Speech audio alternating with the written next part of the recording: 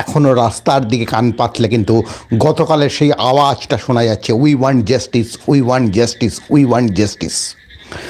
এখন এমন একটা সময় আমরা দাঁড়িয়ে আছি, যে সময় সভ্যতার মেরুদণ্ড যখন পুরো বেঁকে যাচ্ছে, শাসকদের যখন মেরুদণ্ড বলে কিছু থাকছে না, সেই সময় ছাত্র সমাজ, জুনিয়র ডাক্তাররা একটা বিষয়কে তুলে ধরলেন।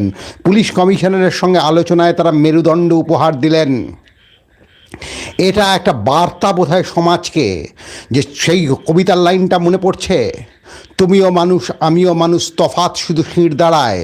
সেই শির দ্বারা উপহার দিয়ে পুলিশ প্রশাসনকে এবং সার্বিকভাবে প্রশাসনকে বোধহয় ছাত্ররা একটা মেসেজ দিয়ে দিল যে আমাদের কথা হলো ন্যায় বিচার, এবং ন্যায় বিচারের মাঝখানে যারা আসবে তারা তাদের মেরুদণ্ড আজকে ফিরে পেতে হবে।